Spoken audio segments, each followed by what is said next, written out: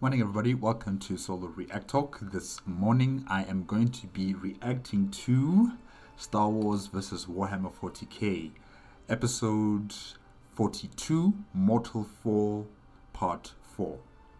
Yes, part 4. Made on the A Fan With Too Much Time YouTube channel. If you guys want to check out my previous reaction to the other parts and other episodes of Star Wars vs. Warhammer 40K, remember that the playlist card is going to be at the top right here for my reaction playlist. If you want to check out the original videos as well as A Fan With Too Much Time's YouTube channel, the links are going to be in the description below. Yes, part 3 of Mortal Fall. It was Mace Windu, if I'm not mistaken. Mace Windu lost his arm. Mace Windu lost his arm fighting against Samuel Wyler as well as Hackett. Obi-Wan Kanobi is dealing with who was it again? It was Leandra. Yeah, Leandra O'Dane. Leandra O'Dane is protecting Saint Lazarus, and yeah, it's looking bad for either side, whether you're part of the Star Wars side or you're part of the Warhammer 40K side. Saint Lazarus doesn't have his Imperium of Man soldiers protecting him. It's only Leandra, and she is already out of her battle suit, and she is still wounded. So I don't know how long will she last against Obi-Wan Kanobi. And then on the other side, with Mace Windu, he lost an arm. He still believes he can win this. I don't know how. I honestly don't know how is he going to do it. But he still believes he can win this against two very powerful opponents. We'll just have to wait and see what happens. But good luck to all those who are fighting. Good luck. Let's see what happens. 3, 2, 1, go.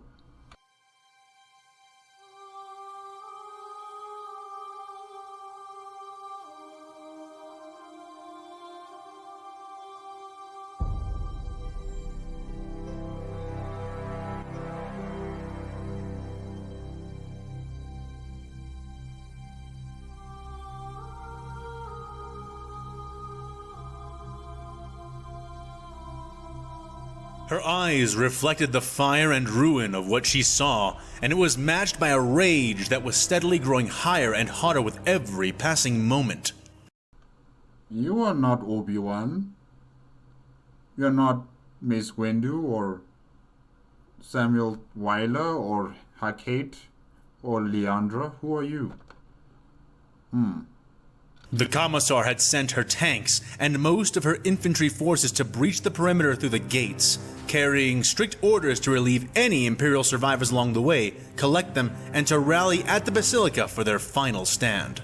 But she herself, as well as her most vaunted forces, had chosen to go through a gap in the wall where the enemy were gathering, their attack craft circling high in the air, descending like white vultures. And now, as she stepped on and over the shattered flashcrete and broken bodies of the crumbling wall, she could see exactly why, and it filled her blood with acid. The Jedi, witch warriors, and lords were here en masse, collecting in the air aboard their hovering gunships, leaping down into one of the larger Imperial holdouts and savaging them with a frenzied insistence which all but openly proclaimed that they were set upon slaughter. She had little doubt that the heretical aliens and traitors to the human race were seeking to kill a particular target, perhaps members of the Basilica command staff, maybe even this Saint Lazarus she had been hearing about over her vox. Oh, I guess you weren't there when he was proclaimed as Saint Lazarus. Okay. The Jedi and their countless replique slaves were frothing around the diminishing survivors with need she had rarely seen them maintain, especially after having escaped the massacre at the Spires. Without The Spires. Oh yes, I remember that battle. Yeah, I remember the Spires collapsed, right? So she's a survivor from that conflict. Okay. aid, they would all be cut down or worse, captured in only a matter of minutes. Should I know this commissar? From the Spires.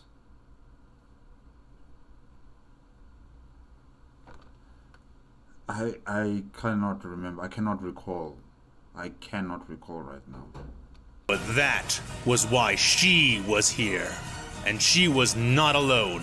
Crunching steps sounded from all around her, Imperial soldiers following in her wake and emerging from the red-dyed dust which coated everything like a thick penumbra. Traxians, tall and armored from head to toe. Traxians. Okay. It's a regiment, right? Right. Loomed in the shadows of the broken wall segments, overlooked by Cadian Kasserkin elites. Cadian.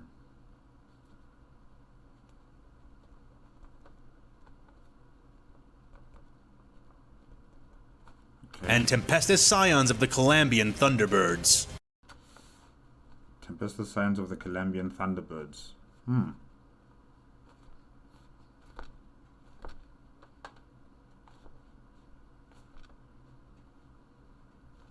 And here's a very powerful army at her back, this commissar. The grim death dealers led by their formidable commander, the Tempestor Prime, known as Aloysius Cinder. Aloysius Cinder. Wow. Let me just say Cinder. Aloysius, I think I will get the spelling for it correctly later on. Yeah, let me just say Cinder. Okay. And that was going without mentioning her own surviving squad of good lads. Good lads. Okay. Monk, Marf, Trink, Trank, and Clubber. The big, childlike soldiers, Ogrins, one and all, were crowding around behind her protectively. Oh, okay, alright. Ogrins. The good lads.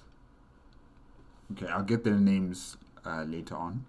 And more than that, much more, was their own unofficial saint, whispering softly in her ear even then, a maddened stream of his constant, incomprehensible gibberish flowing into her brain, letting her know he was still with them. The commissar who had become commander of these forces spoke no actual commands. Wait, what? An unofficial saint is talking to the commissar? Unofficial saint.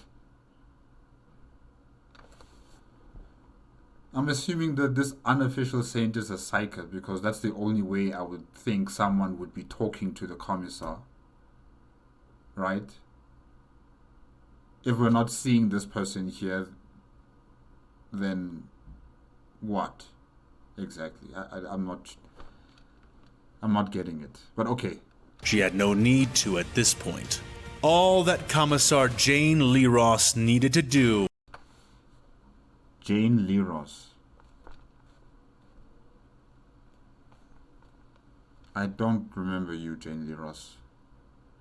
If you come from the Battle of the Spire, yeah, I don't remember you. I'm sorry, Commissar. Was merely to raise her power fist and point one of her thick, sparking fingers forward. At that gesture, the Traxians stalked past her, each one of lanky limb and tall torso, appearing almost as stretched as the Longshanks variety of mutant. Soon, their expressionless visors reflected only the glowing fire of their suddenly unleashed breaching guns. Long legs spread to brace the hefty laser-based weapons. The focused beams of those kinds of guns were somewhere between high-powered las guns and fully-fledged las cannons, each rotating nozzle spilling out a stream of molten light which carved into the backs of the copious replicate troopers. The energetic attacks sliced through their pale armors as easily as stale butter, and the men within were both burnt and liquefied even as they stood. Most did not even scream with their own mouths. Instead, superheated gases born of flash-cooked human meat and fluids squealed from the seals in their body gloves, taking the place of their death cries in high-pitched, inorganic whines. My gosh. The Kasserkins had already taken up defensive positions from sheer habit, and they wasted no time opening fire on the Republic's slave army. They were wholly encased in their powerful ceramite armors, and were joined in their alcoves and firing positions by the Thunderbird Scions. Overcharged las beams commingled with tailored Orc Eater pattern bullets. The projectiles capable of blowing fist-sized holes through the skull of even a crested Tyranid warrior bioform. And after the first few volleys had gotten the Republic's attention, Jane nodded her head. "Go get them," she ordered simply, and her Ogren warriors bellowed and charged past her, their bulk and speed billowing her long red cloak forward as they rushed into the crowd and began to turn replicae they found into puddles of human paste. It did not take long for the Jedi Witch Lords to notice them, demonic powers propelling them across the field, many converging on their assault from multiple directions, reacting with abominable, if not admirable, speed to the death falling upon their slaves. The army of witches was too numerous to overcome, even for the force that she had brought, and Lyros knew already that her surprise assault was doomed to a brutal staunching and ultimate failure. But this is part of her plan, right? Or it would have been, but their saint was with them. She rushed The unofficial saint. Okay. forward to be among her men, and brought the saint with her, sliding in beside Marf as a Jedi warrior leapt down in front of him. A double-bladed power sword of some kind spinning around the alien witch's robed body. She intercepted it before it could swing the thing into Marf, who was busy stomping on a pair of retreating Republic clones, crushing their guts out of their stomachs and into their mouths and helmets. Okay. However, as Lyros faced down the Jedi who quickly approached, she did not raise her power fist to strike at it. Instead, she raised her other arm, and held aloft in her hand was the Psyker Saint himself. He was no more than a skull now, his flesh having melted away like butter under the heat of a torch, exposing bones shot through with crystalline veins which shimmered softly in the red light. Under the heat of a torch. Unofficial saint, and is a psyker. And he also comes from, well, the bones. They come from the battle of the collapsing spires, right?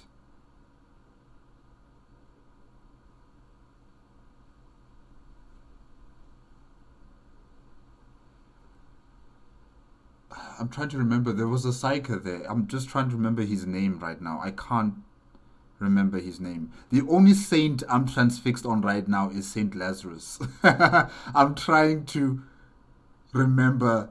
I remember there was a psyker.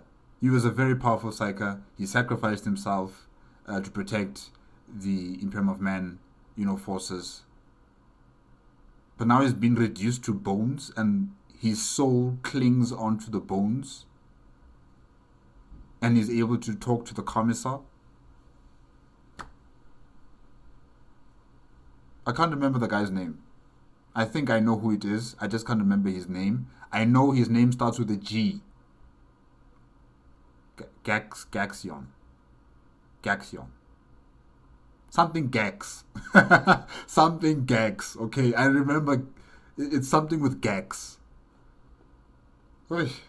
Yeah. But the only saint I recognize is Saint Lazarus. I'm sorry. But this guy's unofficial. The bones are unofficial. But yeah. Those lines of mineral power led up to a spot on the skull's forehead where a gem-like polish had formed around where the Psyker's metaphorical third eye would have been. Was he a navigator? I don't remember if that guy was a navigator. Psyker. I can't remember. She held it up, and the Jedi looked into it, the Commissar grinning viciously as the Saint attacked once more. As before, when they had escaped the rain of sabers and witches that had greeted them after surviving the falling towers within the Azure Spires, the offending Jedi was stopped in his tracks, eyes widening as they met the skull, and then bleeding suddenly. The stunned Jedi dropped its power sword, the weapon clattering to the ground where it deactivated against the scorched steel, its master beginning to scream. It cupped its head as if trying to hold its own brain together, but that did not last long, Lyros reeling back her fist and pulverizing the robed psyker with a single powerful punch. She raised the skull high and cried out the words that had carried them through an ocean of such beings already, bellowing their new war cry and hearing it echoed from the soldiers around and behind her. What's the new war cry? Come on, tell us. Tell us, what's the new war cry? Or are they just screaming, oh, oh. Okay. I think this unofficial Psyker Saint is who I think it is. I just can't remember the man's name. It's either Jaxion. Yeah, maybe it starts with a J. Or it's a G. I can't remember. I'm so sorry. Obi-Wan Kanobi.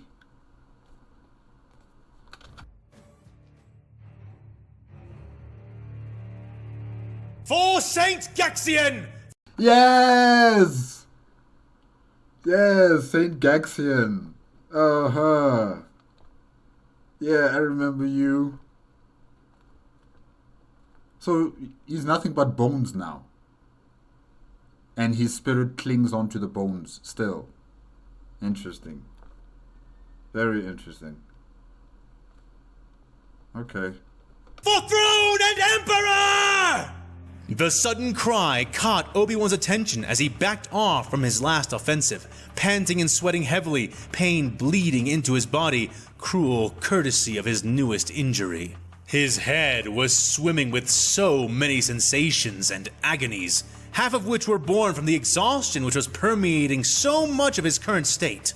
He could barely perceive his own precognitive sense anymore, the silencing of his mind growing more and more difficult with every passing second. It means Leandra is still here, she's still fighting.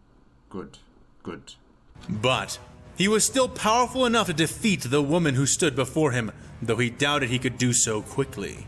The Imperial was strong, lethally determined, and undeniably skilled with a sword, even outside of her powered suit of exoskeletal armor. That said, even now this woman could not defeat him, and she would not wear him down fast enough to make that kind of victory possible. Though he had to admit that she was doing an admirable job of staving off his blue blade. The Jedi Master had scorched her shoulders, arms, and waist, striking with a ruthless intention born of necessity, her blocks arriving too late to prevent some contact with his plasmatic blade, but always reaching his saber just in time to prevent him from severing her limbs or torso. She backed off somewhat as he gave her a reprieve, breathing heavily as well, her face slicked with sweat as she stared him down, one eye slightly more open than the other as she swam in the pain of the many burns he had dealt to her. But the Imperial sister was somehow still standing and ready to fight all the way to the end, though she did not charge him as he backed off this time, which gave Kenobi a moment to look around. Something was happening again, and soon the Master saw that the war cry had heralded the arrival of yet another Imperial force. From behind. The very same force, Obi-Wan realized, which had been heading for the Basilica and cutting through their back lines, before they had even engaged with the initial man who had begun this bloodbath. He understood now that they were out of time, and as if to emphasize the point, a cataclysmic explosion followed the realization. Obi-Wan felt it in the Force before he heard it, head swiveling only to find that it had come not from behind or before him, but above his head. He craned his neck and saw that one of the hovering Star Destroyers high in the red and black sky had just been hit by something. The sudden flash causing Kenobi to shield his eyes from the brilliance of that detonation. Admiral Roller? Far above the fighting field, an enormously massive ship with a hammerhead prow was in the process of colliding headfirst with one of the Republic warships. Hammerhead prow? Okay, but it is an Imperium of Man's ship, right? Okay. The sun, which hung in the tarnished sky, previously red and malevolent by virtue of flame and smoke, was utterly blocked out by the new arrival's bulk, the star's ambient glow replaced by the shining death of the looming Imperial capital ship. The shockwave from the blast hit the ground a moment later, flattening clones and guardsmen alike under an invisible press of concussive force. Is it really an Imperium of Man capital ship? Because, size differences between the Imperium of Man and Star Wars, are very evident. Their frigates are the size of capital ships to the Star Wars universe. So maybe it's not a capital class vessel. Maybe it is just a support cruiser, or a frigate of some sort. I don't think it would be a flag vessel. No, I don't think so. Can those ships even, hover in the atmosphere? I'm not entirely sure. I think they're just too big to be in the atmosphere, but I could be wrong about that. Debris of enormous size began to rain down, though, thanks to the forward push of the hammerhead dreadnought above, most of it landed in the city around the basilica and not the temple itself. And the ship was not alone, a fact that was proven before the eyes of all as a second, smaller hammerhead vessel crushed a second Star Destroyer in the same way as the first. This new ship still much larger than the Republic's own. These new Imperial starships did not stop their actions there. It must be like a frigate and an escort frigate. It might just be escort frigates and, just a normal frigate. You never know. Yeah. Ports opening along their hulls and spitting out a cascading, smoking rain, bombarding the roofs and spires around the basilica with thickly built rounds of some kind of projectile weapon. Wait. From this picture, is it a strike cruiser? Are we going to get Astartes? Hey! However, these armaments were clearly of a strange nature, something he deduced thanks to the fact that the huge, teardrop bullets did not seem to explode or overtly damage the buildings they were fired into. Though Kenobi could feel some of the distant thumps of their collisions through the ground, their devastation was almost not apparent. Prepare for the angels of death.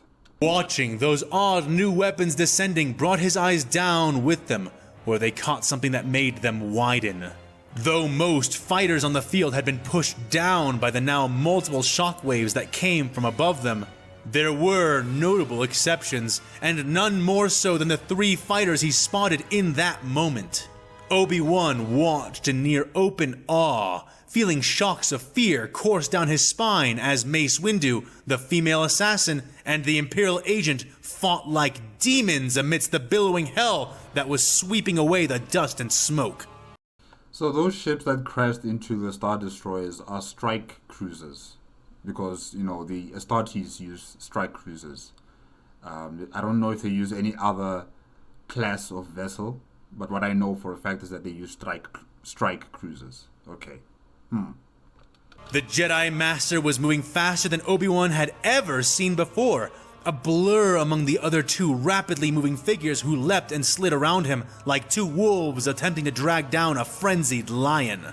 Though Windu was performing to an extent that Obi-Wan had not even seen when they were battling Safran, he was clearly injured, outnumbered, and one mistake, just one, would be all that it would take for him to lose everything. Kenobi turned his eyes back to the battle sister he had been contending with, the woman having been pressed down to one knee, but still holding her sword up, glaring defiantly, still prepared to fight to the death and even beyond.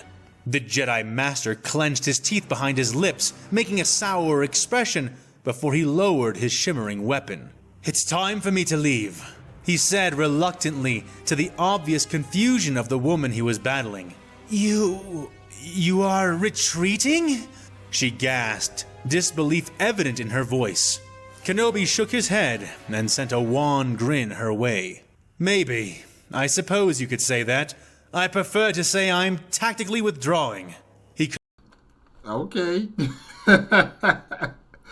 Tactical withdrawal. Alright, Obi-Wan, I get you. You know, you can see that Mace Windu's in trouble, and Leandra's not much of a threat right now. So, yeah. It's a calculated decision, which I agree with. And the Astartes are coming. So, yeah, retreat. Definitely. Corrected, turning away from her and facing the 2-on-1 duel he would soon be intervening in. You are a coward! You are running away! She spat, face still colored with shock and disbelief. Obi-Wan only shrugged as he turned his back to her. "You may be right, from a certain point of view, but this isn't over. Consider your life and the lives of your men. The next time we meet, that consideration could be all that stands between you all and a pointless death," he offered as he crouched, moments from dashing off. Obi-Wan's honor is flexible, you know. If he sees that, okay, this is not going to work out, he's going to dip out. He's not going to feel any sort of, you know, embarrassment or you know, he loses his honor for retreating from a battle. If he sees that this is not going the way he wants it to go, he's going to retreat and fight another day. Yeah. So, Leandra, retreat and fight another day. You'll have your second chance to fight Obi-Wan next time. "Do not turn your back to me, Jedi! I can still—" The woman began to rail. "Then come, follow after me," Obi-Wan challenged, not even looking. She can't do that. She can't do that. Not only is she exhausted and she's wounded, you know, with the many cuts and bruises, but she also has to defend Saint Lazarus. Who's going to protect Saint Lazarus? No one else is here, Leandra. You can't leave. You must stay. That's why I'm saying fight another day. Looking over his shoulder. "But if you come for me, you'll have to leave him to do so." Exactly. The Jedi reminded her, and she glanced back over her shoulder, seeing Saint Lazarus was still there, watching on, all but helpless. The sister of the Emperor's faith bared her teeth, feet sliding further apart, raising her sword, but not approaching the Jedi, who was not even looking in her direction any longer. Though it galled her, she did not move away, and after a brief second, the Jedi nodded. "This duel is yours," he stated, not waiting for another response, taking off like a loosed arrow and dashing straight towards the ongoing melee the other master was engaged in. This battle was over, and Obi-Wan knew the only way to preserve their greater victory was to withdraw and regroup. But as he neared the frenzied fighting his colleague was involved in, the Jedi began to doubt that Mace would see it that way. This entire assault had been ill-conceived from the start, a meat grinder that Master Windu had insisted they cram themselves into simply to catch up to the man who he was now contending with. I hear you, Obi-Wan Kanobi. I do. But if you allow the Imperium of Man forces to consolidate their power in the Basilica, you will, you know, give them the time and space to further entrench themselves in the Basilica and have a proper defense against any assault from the Galactic Republic and from the rebels of the planet, you know, of Axiom. And what you also have to consider what's happening up in space with Admiral Roller of the Imperium of Man and the Victory Fleet of the Galactic Republic. If the Victory Fleet is defeated in space, they will have space and air superiority on the battlefield. And it doesn't matter how you surround the Basilica. The fact is that Admiral Roller will be shooting from space. space bombardment on the surface, and the forces that are defending the Basilica will then also come out of the Basilica and fight against you. So really, there is no good or bad answer to this. Mace Windu did what he had to do at the time with what he had and with the information available to him. That's what I think.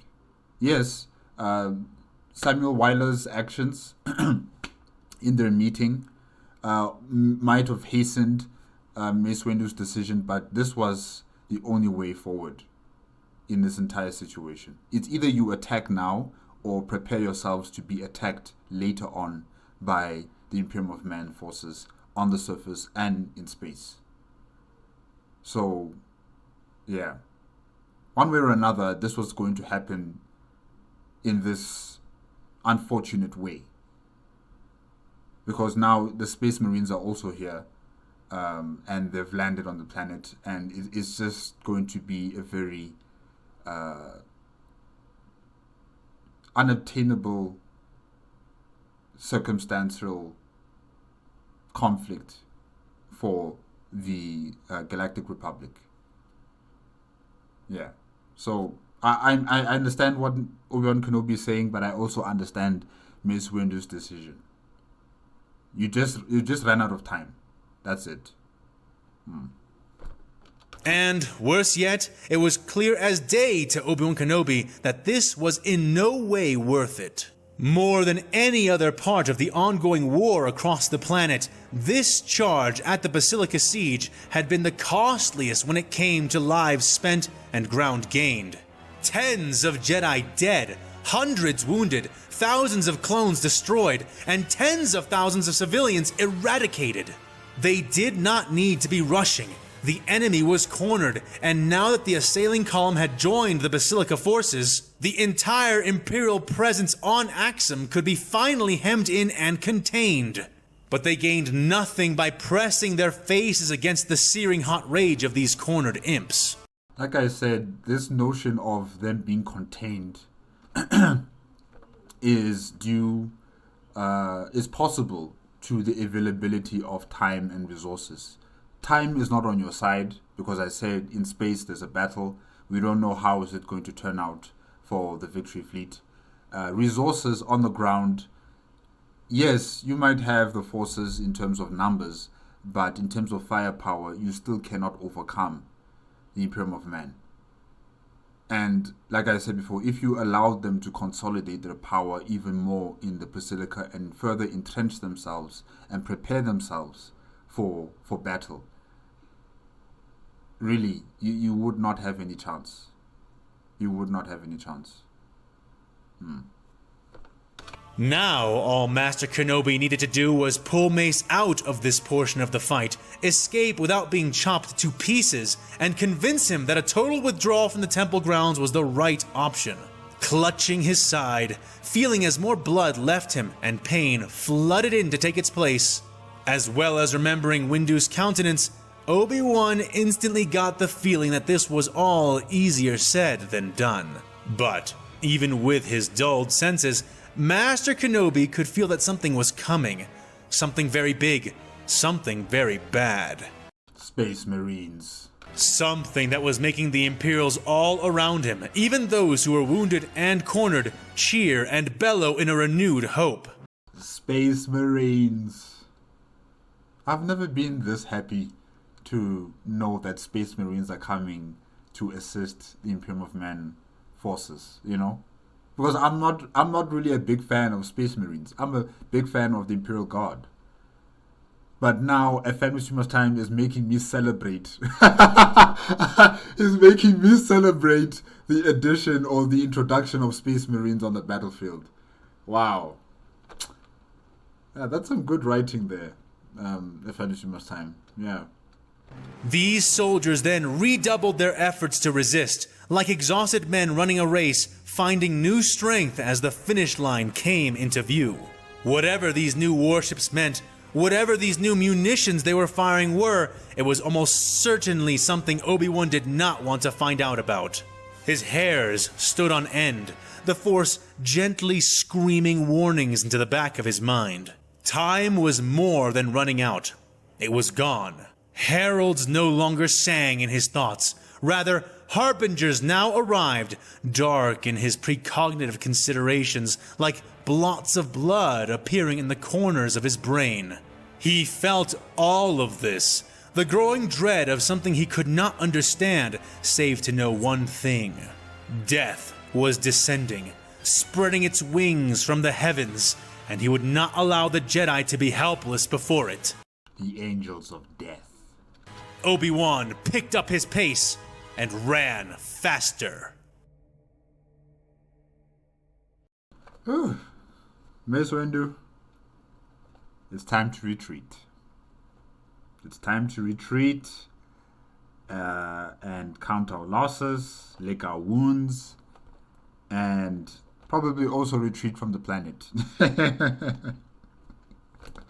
I don't see you guys winning against a force of Astartes. I don't know how many Astartes are going to land on the planet, but yeah, it's going to be a lot. And yeah, I just don't see you guys making it out of this alive in one piece. For many of you, you already lost an arm, so I think it's time to retreat.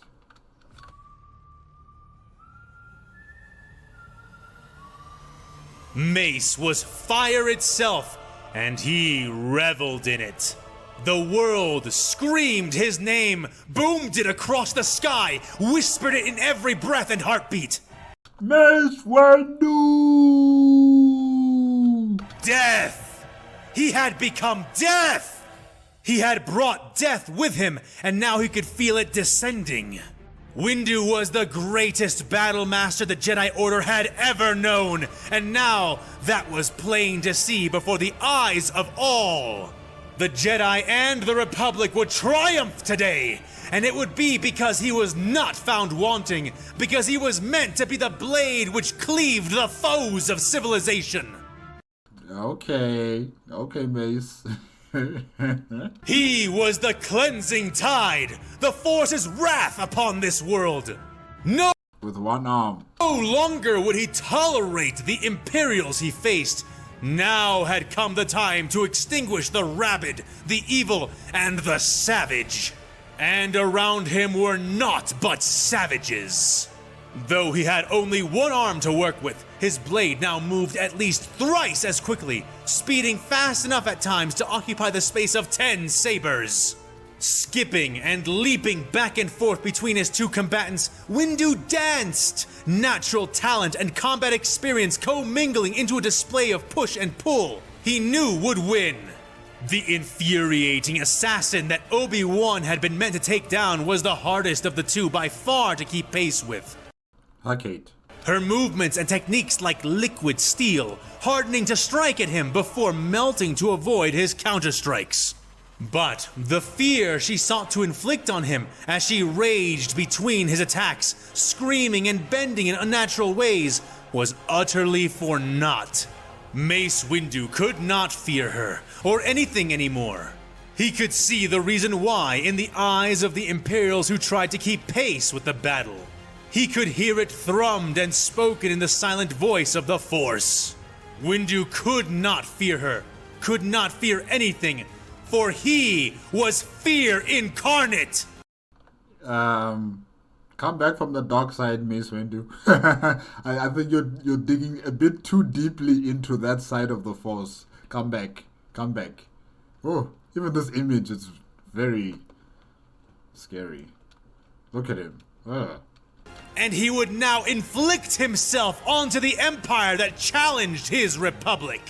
The agent, Samael, was less impressive, the imp being worn down and relying on the other warrior to create openings and keep the flow of the battle consistent.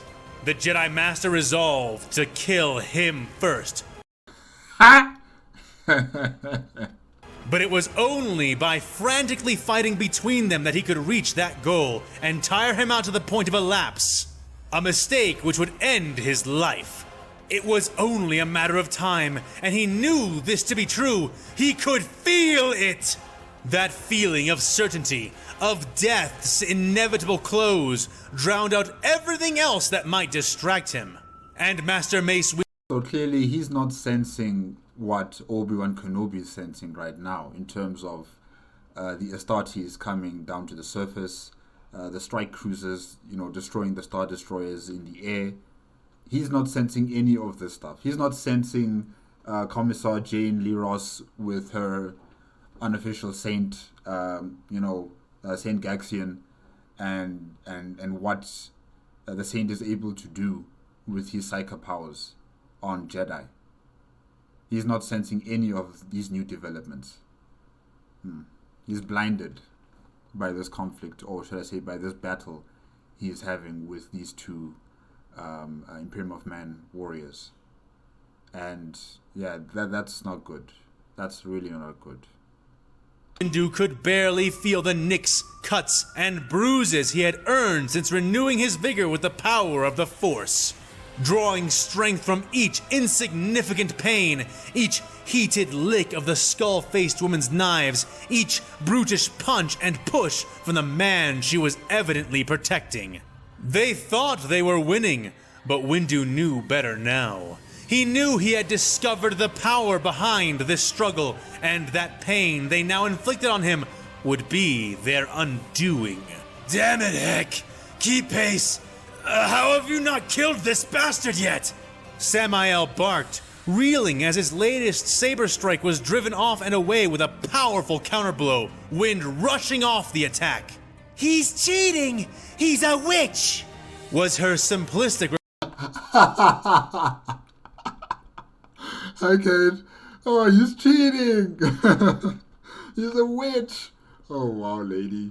reply as she spun into the air, throwing a dagger to force Mace's saber low to block it, while she spun one of her heels down to clobber his forehead.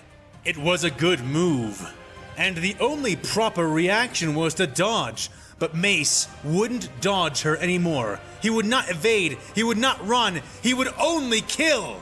And to accomplish this killing, all he needed to do was be faster! Something he did not request, but rather demanded from the Force.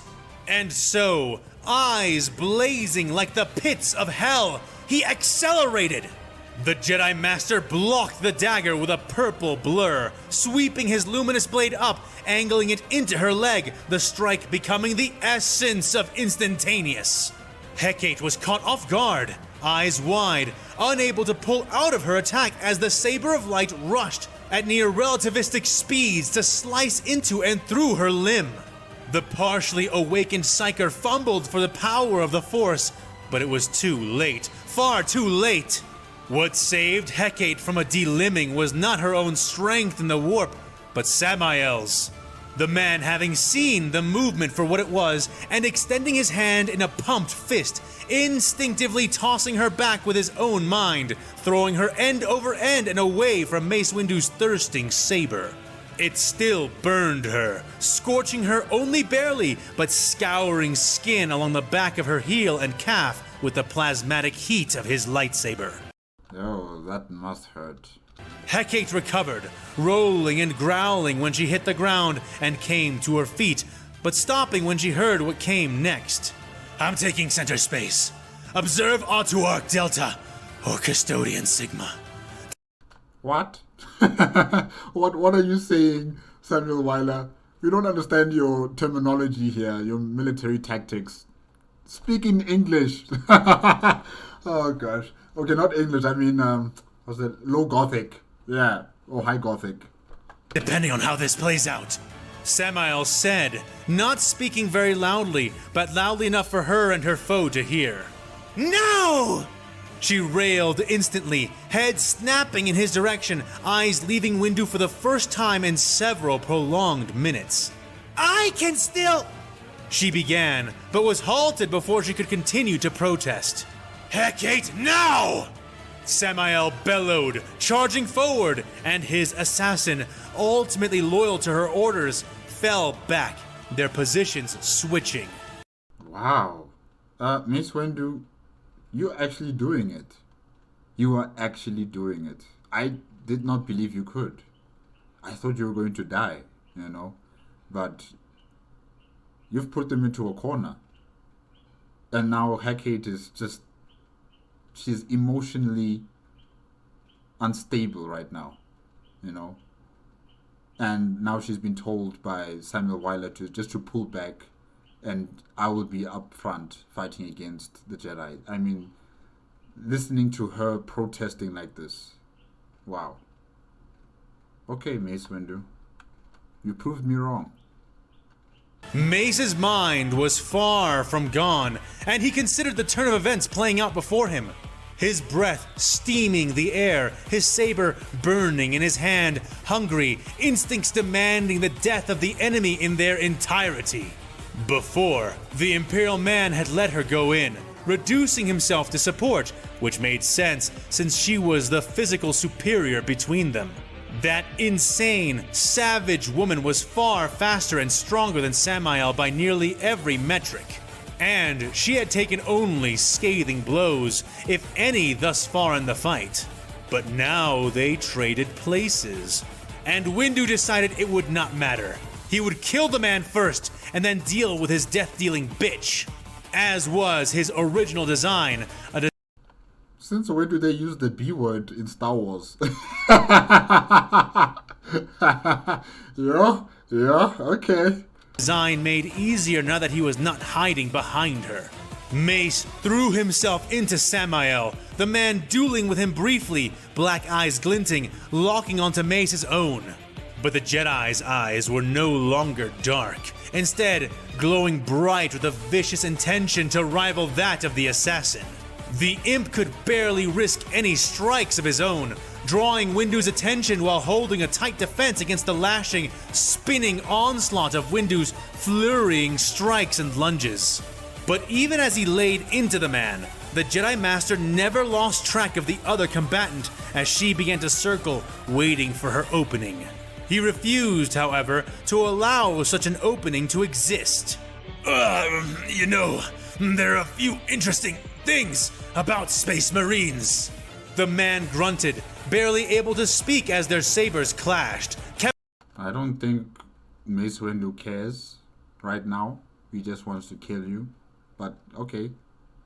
Talk as much as you want until death. Chemical sweat spilling over his brow as he pushed himself just to keep up. Windu did not entertain his attempts at talking, responding with a hate-filled glare and clenched teeth. Speaking was over. It was done. Mace had absolutely no words left to waste on the pair of them. The time for talk is over. Time to die. And Samael's banter went unheeded, save for a soft intensification of the already blistering speed of the battle. We can breathe in water, Samael continued regardless, still speaking as he was driven back and down, Mace Windu advancing on him all the while. It was not just his speed which had increased, it was his strength as well, and Windu hammered into Samael's defense. Spinning once, slam, then twice, slam! He was beating the Inquisitor's radiant white blade aside, the Imperial warrior barely able to raise the energy sword in time to parry each following strike as he recoiled from each tremendous blow. We can eat the memories of our enemy! We can even survive, dormant in the vacuum of space! The man groaned, knuckles white on the handle of his odd power sword, hand aching, almost breaking as it continued to absorb strikes that felt like the deflections of entire charging speeder vehicles. But you know, what I think the most I ever got out of being a Space Marine was? He asked, at last coming to the crux of his words, tossing them pointlessly at the feet of the frenzied Jedi, who did not so much as slow for the sake of comprehension, far past that point. Their blades locked, both men clenching their teeth, groaning at each other as they applied their full strength to one another, leveraging their blades. Samael clutched his in both hands, fearing he would damage his own weapon as his death grip on it tightened, trying to push their conjoined swords of light up. Windu held his with one remaining hand, and yet he was even stronger than Samael in that moment.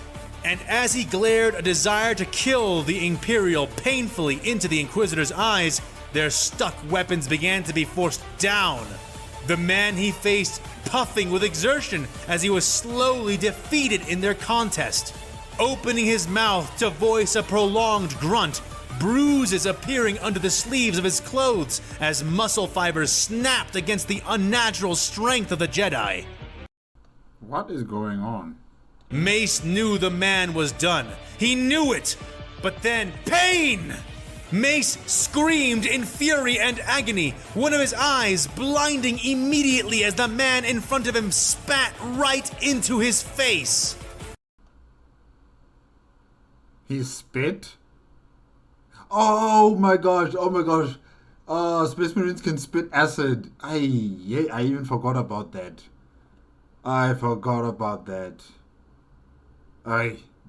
These genetically altered human beings, my gosh. So he can do that. Samuel Wyler can do that. Wow. But the spit was not normal human saliva, as was evident the very moment it made contact with Windu's skin and eye. Now you've lost your arm and your face is burning from acid. Nah, Windu, it's time to retreat. It's time to retreat. No. It was some kind of synthetic acid he had produced from his mouth. The chemical concoction eating away at Mace Windu's cornea and surrounding eye flesh immediately, scorching the skin around it and down on his cheek. But as Mace had already determined, pain was power, and he now had a lot of it. But you're gonna die. You're gonna die, Mace. While he reeled in internal shock, while he bellowed in agony at the loss of his eye, his combat form did not falter. Only strengthening instead, only speeding up his movements, not stifling them. Mace Windu broke the lock in their sabers and spun like a top, ducking Samael's counterstrike and coming to face forward as he drove his saber straight. The humming, glowing tip aimed for one of Samael's hearts. It was over in an instant. The bar of glowing purple energy carving through Samael's chest and then into and through it, bursting from his back in a steaming ejection of boiled blood. Ooh. Red ichor spilled over Samael's lips in an instant, thick and arterial, and in spite of the pain which still writhed within his face, Mace Windu broke both his stoic glare and his creased expression, a demonic grin hideously spreading over his features. He twisted the lightsaber blade within the man's chest, widening the circular hole even more, letting the Imperial feel every searing inch.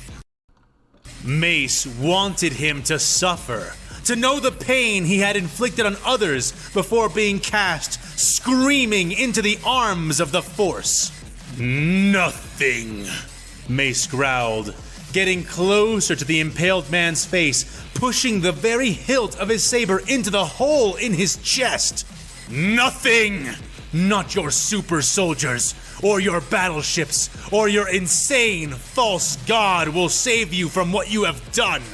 The Jedi Master spat, kicking Samael's saber out of his hand as he twisted the hilt he had pushed into the opening of the wound, letting his textured lightsaber grind against the cleaved flesh of his enemy. Even more fresh blood spilled from Samael's mouth, crimson streams flowing past grimacing lips. Now die, you defeated savage, and tell your god I will send many more after you before I'm done, the Jedi Master proclaimed, concluding his words and rearing his booted foot up, kicking Samael in the chest with the intention of dislodging him from his saber. Why would you do that? You're supposed to be, pulling down the lightsaber just to cut him down. Why are you taking out the blade? It's already in. Just go down. Or go up.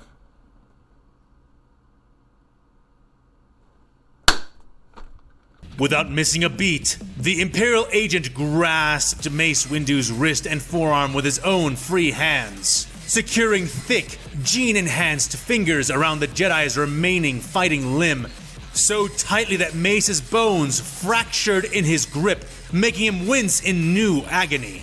His kick was force-empowered, sinking into Samael's ribs and fracturing the plates he felt under the Imperial's skin.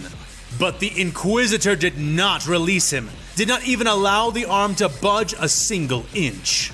Mace stared into his opponent's face, the Jedi Master shocked by what was now occurring as the savage he had thought defeated held him tight. Like I was saying, we are really hard to kill. And like I've said before, multiple times to these Jedi, the only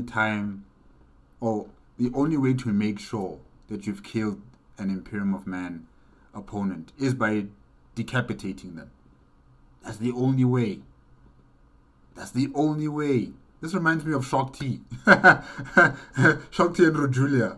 This is reminding me of Shakti and Rojulia, where Shakti thought, oh, okay, I killed you. No! Her head is still connected to the rest of her body. So you gotta decapitate him and then he'll be dead. Mace Windu. Samael managed to growl past the blood bubbling out of his mouth and throat. Blood which spattered Windu with small gouts of red, which hardened and became dry in seconds after falling onto him.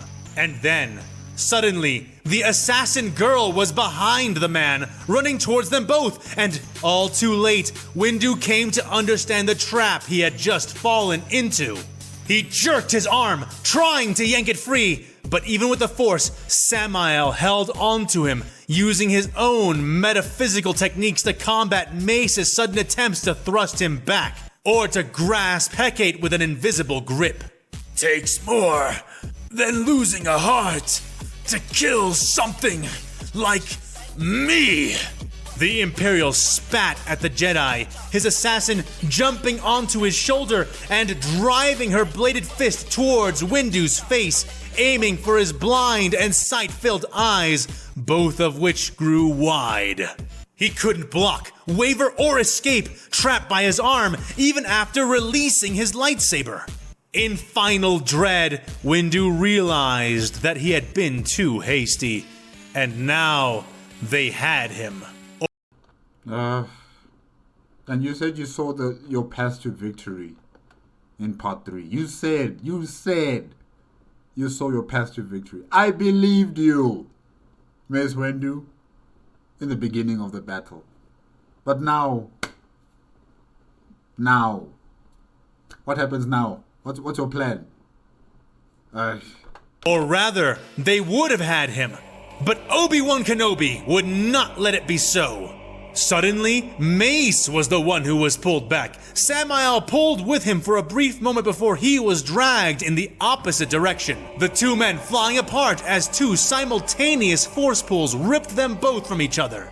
Mace's arm flagged in the wind, broken in several places as he soared through the air, the Imperial across from him being thrown back, saber still impaling him, the frontmost half of the emitter still jammed painfully into the impalement wound, which held it in place. Hecate shrieked in a frenzy as her blades did no more than cut the bridge of Windu's nose. The Jedi Master's sudden exodus pulling him from her reach, only to be caught from behind by a grunting Obi-Wan who cushioned the blow of Mace's impact against him. Windu blinked and then beamed brightly, pain almost forgotten in the sudden elation of life. Imagine Mace Windu smiling at you with half of his face melted, and then he has a cut on his nose. Like, no. No, please. Don't smile. Don't smile, Mace Windu. Don't smile, please. No. Oh, gosh. Standing up as soon as he had his balance, he turned to grin at Obi-Wan, newly broken arm twitching, crooked, and then straightening brutally as Windu forced it back into place with the Force. And that's when he saw that not only was Obi-Wan standing there, but 8 other Jedi as well, all holding their sabers aloft in fighting forms. His order had come for him. "Well done, Master Kenobi," he congratulated. "Now they cannot stop us, Now we finish! Well, about that. There's been a change of plans, Mace Windu. I'm sorry. He began to say, straightening and clenching his broken arm, wreathing it in power, fully intending to use the shattered limb to finish what he had started. No, Master Windu, we cannot. Obi-Wan countered, the words draining the smile from Mace's face. What do you mean we cannot? We are the Jedi. They're mere... Mace began to argue before seeing that a gunship was landing behind them, and all the Jedi present were preparing to board it. Kenobi, what have you done? He demanded to know. I've called for a withdrawal, Obi-Wan explained, voice hard and unyielding. A what? You mean a retreat? You are ordering our forces to run away! You are giving our victory to the enemy! There is no victory here, Mace Windu. Honor will get you killed. You need to know when it's time to give up and fight another day. This is that time. Oh yeah, and I like the soundtrack. A Fan with Too Much Time. I like the soundtrack. I need to look for it. Hopefully you did write down, in the credits for this soundtrack. Hopefully. Definitely, I like it. Mace accused, pointing a crooked, broken finger at the other master. If that is what you want to call it, then fine. But we need to get out of here. We need to regroup and formulate a better... Obi-Wan began to say as the gunship landed, cut off by a sudden furious tirade from his superior. What we need is to press on, Master Kenobi. The goal is in sight. Windu roared, gesturing towards where Samael kneeled, Hecate at his side, carefully deactivating the lightsaber which was impaling him and drawing the handle agonizingly out of the Inquisitor's wound. You won. They are defeated. Unless you want this small victory to turn into ashes in the wind, we need to... Obi-Wan tried to say, but Mace, filled with rage and power, would not let him finish. You need to follow orders, Kenobi! My orders! I told you already, we are finishing this! The only ashes here will be theirs! We are so close now to... The vaunted battle master of the Jedi Knights went on, suddenly cut off in turn by his colleague. You need to look around, Mace! We're going to lose if we do not approach this the right way! Too many Jedi lives! Too many clones! We must regroup! We should never have even come here like this. You yourself said so before that Imperial got into your head. Obi-Wan yelled into his face, but Mace was having none of it. The dark side is controlling him right now. Obi-Wan, be careful. He pushed past Obi-Wan, shoving him to the side and addressing the other Jedi and clones. Belay that withdrawal! We are continuing the assault! He barked at them, expecting them to fall in line. But most of the Jedi only stared at Windu in shock, his madness writ on their faces. Some of them nodded, nose flaring, eyes blazing, but most lowered their sabers, several continuing to hop into the gunship. Unfortunately for Mace Windu, the Jedi Order is kind of democratic. It's not an autocratic type of, system that you guys are led by. It's kind of democratic, and yeah, the majority has it. The majority that is siding with Obi-Wan Kenobi, not with you, Mace Windu. Yes, you are the overall commanding officer, if I can say that, of this expedition or this mission, but you can be overruled, and you've been overruled. It's time to retreat. Mace felt his face flush hot, and he turned to face the clones assembling nearby, preparing for their own gunship to retrieve them. You are not to leave this battlefield. I am giving you all a direct order. He boomed at them, and the clones straightened, some saluted, and yet once more, most did not hop to obey, instead looking towards the other Jedi as if seeking permission to concede to the battle master's orders. This more than anything else, boiled the Jedi Master's blood. Even the clones had become cowards. They would never win their war this way. They needed to be stronger. There could be no retreat, no weakness. Yeah, that is true, but I'm also siding with Obi-Wan here. You gotta know when it's too hot. You gotta let go. You'll come back. You'll come back and fight another day. If you continue on this path, you're going to die. Hackett and Samuel Weiler might not kill you. You might actually kill them. But what comes next? The Space Marines, fresh. Bolter guns filled with bullets. You know, they're prepared. They're ready to wipe the floor with anything and everything that's around the Basilica. You'll be exhausted. You'll have no strength in you to fight against fully prepared Space Marines. Mace, no. No. We are not pressing ourselves into this meat grinder. Mace, please listen to reason. Obi-Wan began to say, only for Master Windu to spin around, his face a storm, his remaining fist whipping out, whirling with the Force as it struck Kenobi across the cheek. What? What are you doing, Mace Windu? What are you doing? Now, I knew it. I think the dark side is now, taking its hold onto Mace Windu even more than ever before. Oh, no. The blonde Jedi Master was thrown off his feet, bones crunching, his body hitting the ground hard and remaining still. Jedi Master Mace Windu glared down at the fallen, unmoving form of his friend, panting hard, single fist clenched, teeth bared in a vicious expression. A moment later, Mace furiously spun around, observing the battle and ignoring the horrified looks given to him by the other Jedi. It was too late. Too many were already pulling off of the field even now. Like it or not, Windu was forced to concede that the decision had been made for him. Pick him up!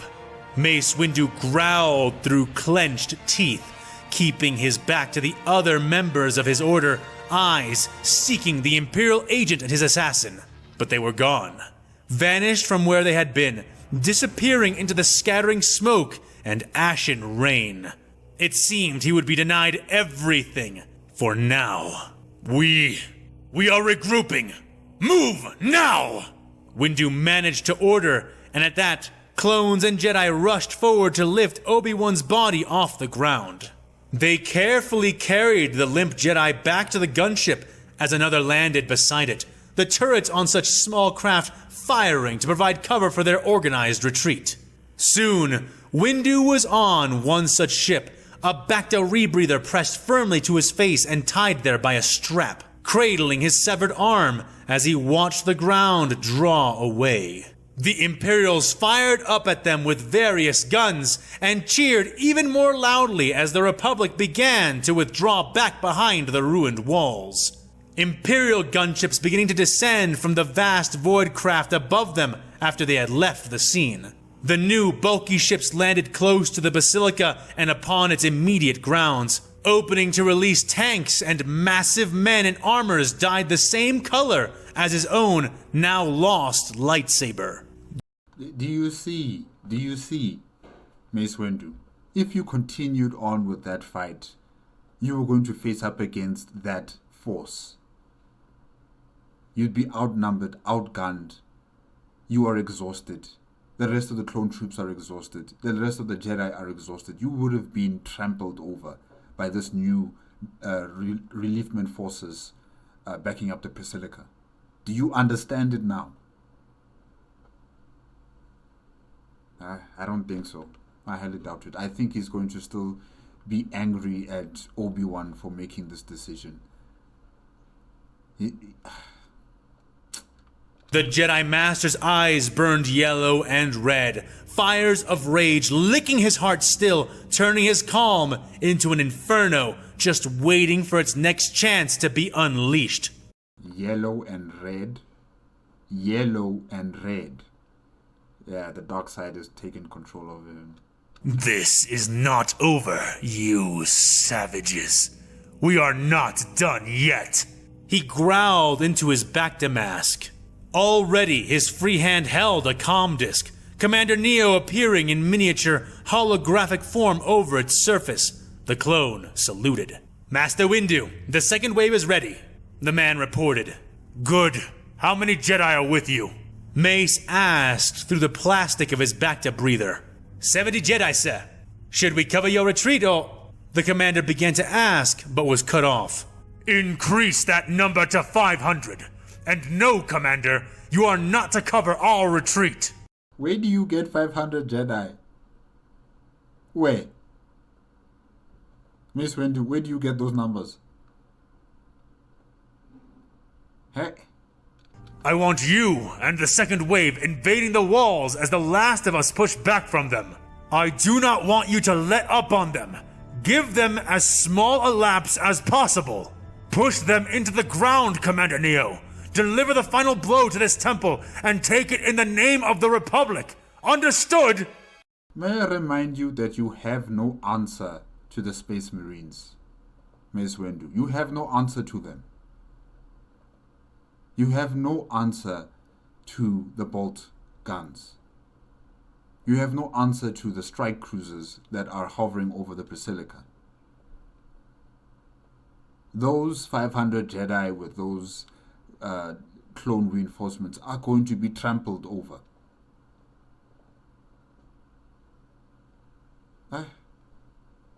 The Jedi Master ordered. Neo stomped within his stiff salute and nodded. Sir, yes, sir, he said, and then faded from sight. Already, Windu could see the forces of the second wave encroaching onto the enemy's perimeter. Recently deployed reinforcements of fighter tanks speeding over the distance. Jedi and clones alike hanging off their sides.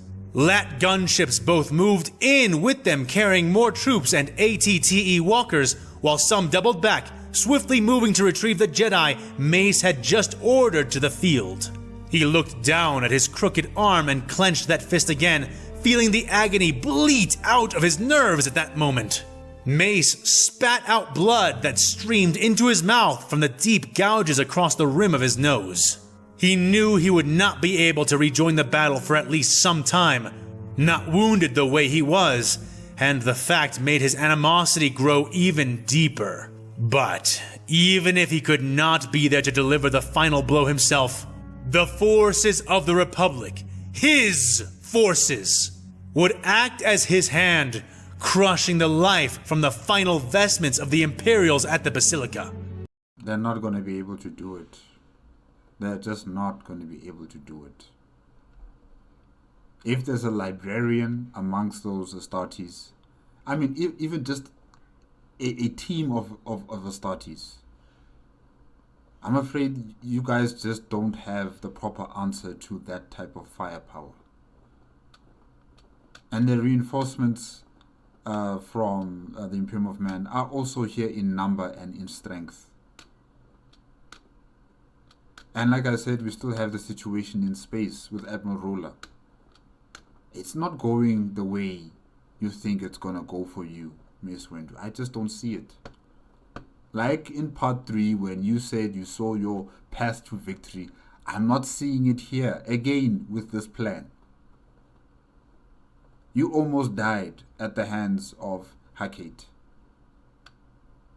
And you still proclaimed that you could still see a pathway to your victory. You almost died if it wasn't for Obi-Wan Kanobi. And in the same situation here where you believe that, you know, pushing forward at this very moment is the right thing to do, it's going to cost those soldiers their lives and the Jedi their lives. The Imperium of Man is reinvigorated. They have 2 saints now. They have Saint Lazarus and they have Saint Gaxian. Aye. regardless of what limited help they now received. I'm not done yet. He swore to them as he stepped back into the darkness of the Lat gunship, ignoring the clone medics who even then crowded around him, and the still unmoving shape of Obi-Wan Kanobi. I like this image of Mace Windu here, with the purple everywhere, the purple dark lightsaber, on the purple and black clothing. Yeah, that's nice. It's really cool.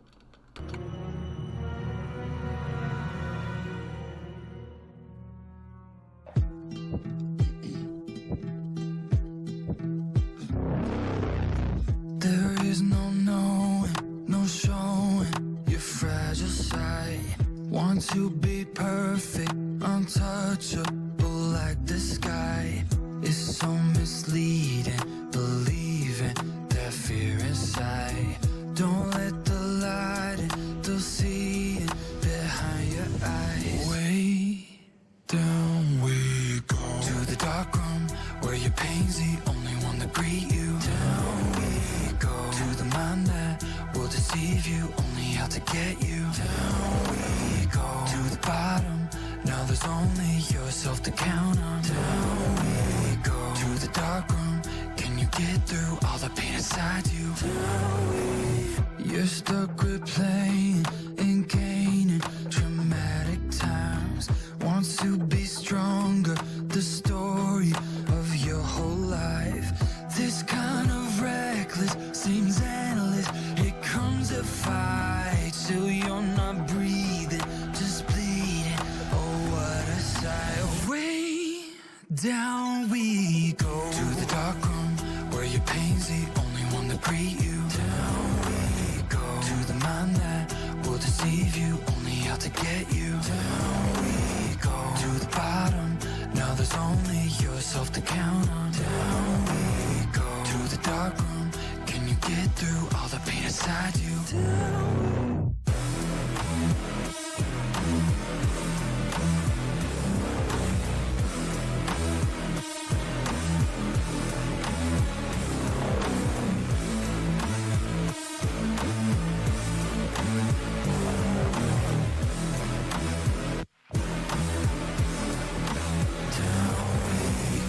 The dark room where your pain's the only one that greet you. Down we go, to the mind that will deceive you, only out to get you. Down we go, to the dark room where your pain's the only one that greet you. Down we go, to the mind that will deceive you, only out to get you. Down we go, to the bottom, now there's only yourself to count on. Down we go, to the dark room, can you get through all the pain inside you? Down we.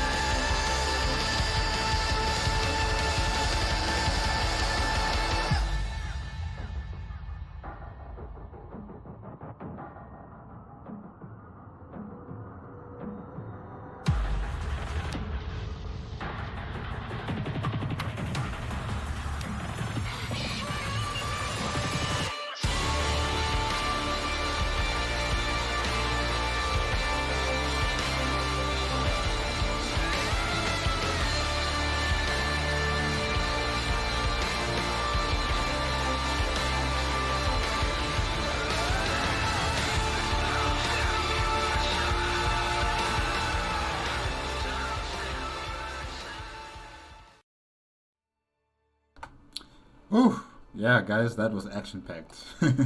That was action packed. Star Wars versus Warhammer 40K, episode 42, Mortal Fall Part 4, made on the A Fan with Too Much Time YouTube channel. I agree with Obi-Wan Kanobi. It was time to retreat. The reinforcements from the Imperium of Man have arrived. And I think the Astartes are the Skywatch, if I'm not mistaken, because I think A Fan with Too Much Time did say that the color of the armor of the Space Marines that were coming were purple in color, if I'm not mistaken. And I think Skywatch is purple, or is it blue? I can't remember, but I think it is the Skywatch chapter, probably. And yeah, the reinforcements are heavily mechanized in terms of tanks and probably other forms of walkers coming with the Imperium of Man. And yes, the Galactic Republic also have their own reinforcements coming in, but I just don't think it will be enough. Even if there are these 500 Jedi that Mace Windu is talking about exist and that are ready to fight, I just don't think it's going to be enough to answer to the Space Marines together with the Imperium of Man soldiers, or should I say the Imperial Guard and other units belonging to the Imperium of Man. I just don't think it will be enough. And the fact that Commissar Jane Leros also has the skull of Saint Gaxian and using its psycho powers to, neutralize Jedi. Many of those 500 Jedi are going to die. They're going to die. So, yeah, I just don't see the Galactic Republic really having an answer to this new, reinvigorated Imperium of Man forces stationed at the Basilica. The fact that he punched Obi-Wan Kanobi in the face, that is just shocking. I don't think I've actually heard of Jedi, fighting each other unless one of them turns to the dark side. And I think that's what we're dealing with here with Mace Windu. He has turned to the dark side. The fact that his eye colors are changing from orange to red in color, if I'm not mistaken, or is it yellow to red? Yeah, I think we've lost him.